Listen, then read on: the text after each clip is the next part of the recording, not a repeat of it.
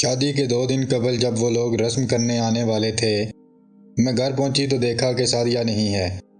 پریشان ہو گئی، ادھر ادھر ڈھونڈا، وہ نہ ملی۔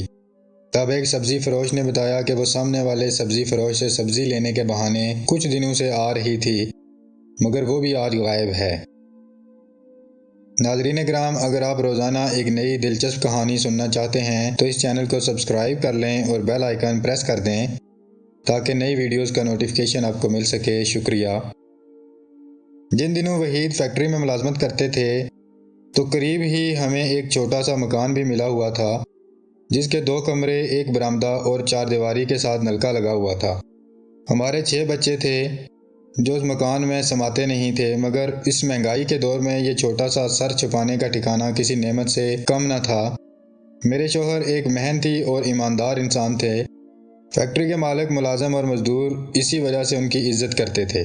جھگڑے کہاں نہیں ہوتے۔ ایک بار فیکٹری کے مزدور آپس میں کسی بات پر جھگڑ پڑے۔ اس جھگڑے میں ایک مزدور کو شدید ضرب لگی اور وہ بیچارہ جاں بحق ہو گیا۔ دراصل مقتول لیڈر قسم کا آدمی تھا جو مالک کی نظر میں کھٹکتا تھا۔ بہرحال یہ تو اتفاق تھا کہ میرے شوہر وقوعہ کے وقت وہاں موجود تھے۔ انہوں نے سب واقعہ آنکھوں سے دیکھا تھا۔ قصور انہی لوگوں کا تھا جنہوں نے بلا وجہ جھگڑا کھڑا کیا، بات کا بتنگڑ بنایا، اور جب مقتول نے بات ختم کرنا چاہی تو اس فسادی گروپ کے ایک فرد نے سریے کا وار کر کے اسے شدید زخمی کر دیا۔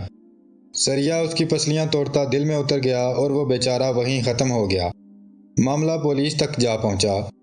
میرے شوہر چونکہ اتفاقاً وہاں موجود تھے، وہ جھگڑے میں نہ تو فریق تھے اور نہ شامل تھے، لیکن عینی شاہد تھے۔ لہٰذا چند مزدوروں نے ان کا نام لیا کہ یہ دیانتدار آدمی ہیں، سو انہی کی گواہی معتبر ہے۔ اب انصاف کا تمام تر دار و مدار وحید کی گواہی پر منحصر تھا۔ جو مزدور قتل ہوا تھا اس کی ماں بہت بوڑھی تھی، وہ ہمارے گھر آ کر فریاد گناہ ہوئی کہ وحید بیٹے تم گواہی دو تاکہ ہمیں انصاف ملے، باقی گواہ تو قابل بھروسہ نہیں ہیں۔ میں نے شوہر سے کہا کہ تم کیوں مفت میں اپنی گردن پھنسواتے ہو؟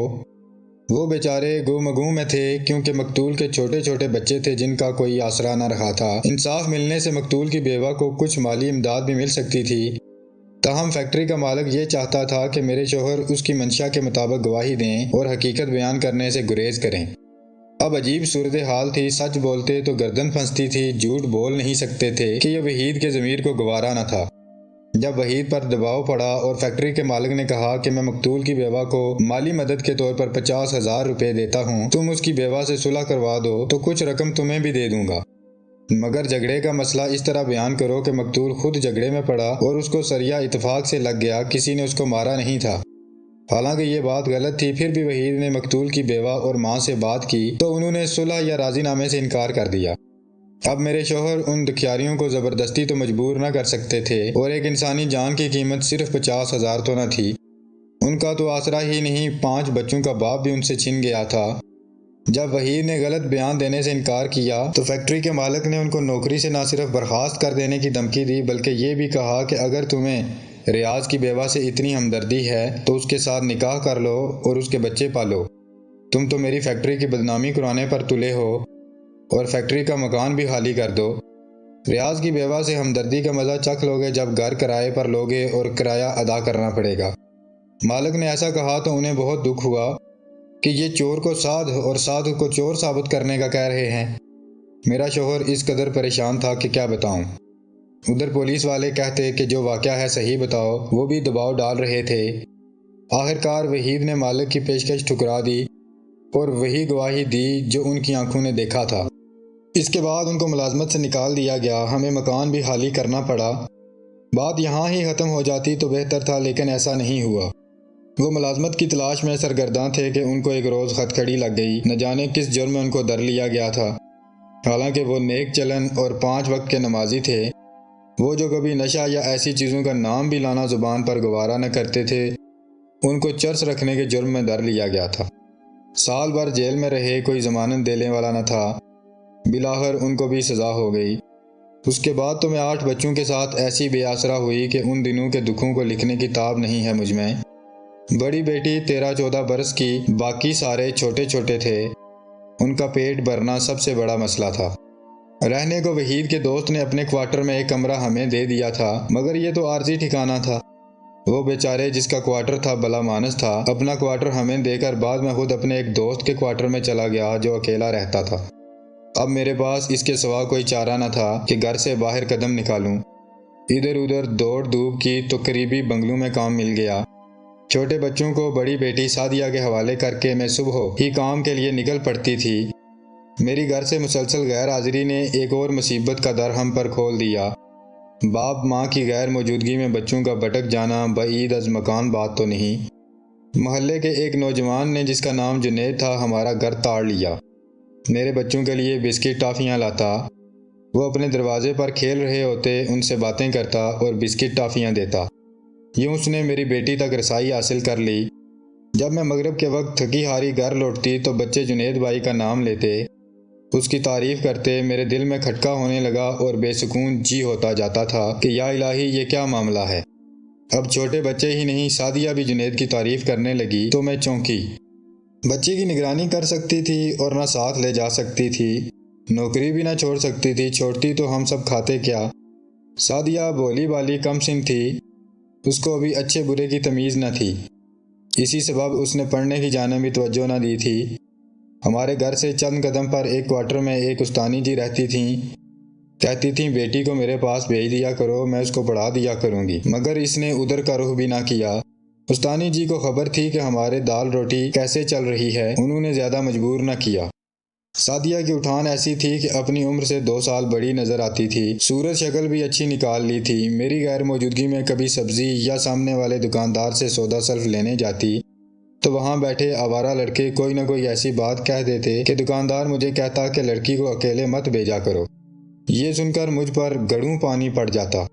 کیا کرتی، مجبور تھی، اس کو منع بھی کرتی تو وہ بھائیوں کو چیز لے کے دینے کے بہانے میری غیر موجودگی میں خود چلی جاتی تھی۔ جی کرتا ان آوارہ لڑکوں کا گریبان پکڑ لوں اور پوچھوں کیا تمہاری کوئی بہن نہیں ہے؟ کیا غریب کی بیٹیوں کی عزت نہیں ہوتی؟ میں تو سارا دن محنت کرتی اور بیٹی کو عزت سے اس کے گھر رخصت کر دینے کے خواب دیکھتی تھی، مگر مجھ غریب کے نصیب میں یہ سعادت کہاں تھی۔ دن گن گن کر یہ وقت کاٹ رہی تھی کہ کب وحید کی سزا ختم ہو اور وہ گھر آئیں اور میری مشکلات کم ہوں۔ میرے دکھ سکھ کا ساتھی تو ان دنوں ایک مجبور قیدی تھا۔ ہم اس کی دید کو ترس رہے تھے کہ دوران سزا جیل میں ان کا انتقال ہو گیا۔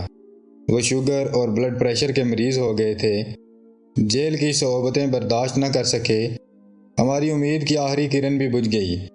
میرے بچوں کے ذہن میں باپ کا ایک موہوم سا تصور تھا، وہ بھی نہ رہا۔ سعدیہ بھی اب بے خوف ہو گئی، وہی تو اب گھر کی کرتا درتا تھی۔ ایک دن محلے میں شور اٹھا، پھر شام کو گھر آئی تو جنید کے ماں باپ آ گئے۔ انہوں نے مجھے خوب برا بھلا کہا کہ جوان لڑکی کو اکیلے گھر میں چھوڑ کر خود سارا دن غائب رہتی ہو، اس طرح محلے کا ماحول خراب ہوتا ہے، تمہیں تو اپنی عزت کا خیال نہیں، ہمیں تو ہے۔ جنید میری غیر موجودگی میں سعدیہ سے ملنے گھر کے اندر آنے لگا تھا، تبھی ایک دن محلے کے لوگوں نے اس کو پکڑ لیا اور خوب مارا، اور اب وہ مجھے بھی نکالنے کے در پہ ہو گئے۔ میں ان کے سامنے پھوٹ پھوٹ کر رو پڑی۔ میں نے کہا تم لوگوں کو صرف اپنی پرواہ ہے، مگر میری مصیبتوں کا علم نہیں ہے۔ میں تو خود اپنی لڑکی کی فکر میں دن رات جیتی ہوں اور نہ مرتی ہوں۔ کیا کروں، چھوٹے اس کے بہن بھائی کس کے حوالے کروں؟ کام پر نہ جاؤں تو ہم کھائیں کہاں سے؟ کتنے دن فاقے ہو سکتے ہیں؟ کیا اپنے بچوں کے ہاتھوں میں کاسہ گدائی دے کر سڑک پر بیٹھ جاؤں؟ مجھے اپنے دکھ پر بلکتا دیکھ کر وہ خاموش ہو گئے۔ میری مجبوری ثابت تھی۔ میں بری عورت تو نہ تھی، نہ ہی کوئی بہانہ کر رہی تھی۔ میں نے ان سے کہا کہ میری بچی آپ کی بچی ہے، آپ ہی میرے بعد اس کی نگرانی کیا کریں۔ بے شک ان کو ماں باپ بن کر آپ خود کسی شریف آدمی سے بیاہ دیں، مجھے اعتراض نہ ہوگا۔ کسی کی بچی کو کون بیاہتا ہے؟ وہ لوگ خاموشی سے کھسک لیے۔ البتہ جنید کے والدین نے کہا کہ اس کو اس کے ماموں کے پاس دوسرے شہر بھجوا دو۔ سعدیہ کو بھی ڈانٹا ڈپٹا کہ آئندہ تمہیں باہر جھانکتے دیکھا یا کسی لڑکے سے کلام کرتے پایا تو بہت برا ہوگا۔ وہ وقتی طور پر پشیمان ہو گئی، مگر اب کسی اور کو تو کیا خود مجھے بھی اس کا اعتبار نہ رہا تھا۔ وہ کچھ دنوں بعد پھر کوئی نہ کوئی شے خریدنے کے بہانے نکل جاتی تو لوگ یا دکاندار بتاتے کہ آج تمہاری بیٹی باہر نکلی تھی۔ میں اس کو سمجھاتی کہ خود نہ جایا کرو، چھوٹے بھائیوں کو سودا لینے بھیج دیا کرو۔ وہ ہاں میں گردن ہلا دیتی، مگر کرتی وہی جو اس کے جی میں آتا۔ میں جہاں کام کرتی تھی وہاں ایک خانسامہ بھی تھا، وہ بہت شریف آدمی تھا۔ میں نے ایک روز اپنی مصیبتوں کا تذکرہ اس سے کیا۔ اس نے کہا، میرا ایک لڑکا ہے، تھوڑا بہت کما لیتا ہے، لیکن غربت کی وجہ سے اس کا رشتہ نہیں ہو پا رہا۔ تم مجھ سے مل لو، تمہاری سمجھ میں آئے تو اپنی لڑکی کا رشتہ دے دو۔ میں ہنسامہ کے لڑکے سے ملی، وہ سیدھا سادہ شریف نوجوان تھا۔ میں نے حامی بھر لی۔ سعدیہ کو دیکھنے علی کی ماں آئی۔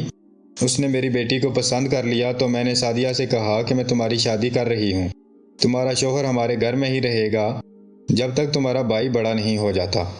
وہ چپ رہی، اس نے کسی قسم کے رد عمل کا مظاہرہ نہ کیا۔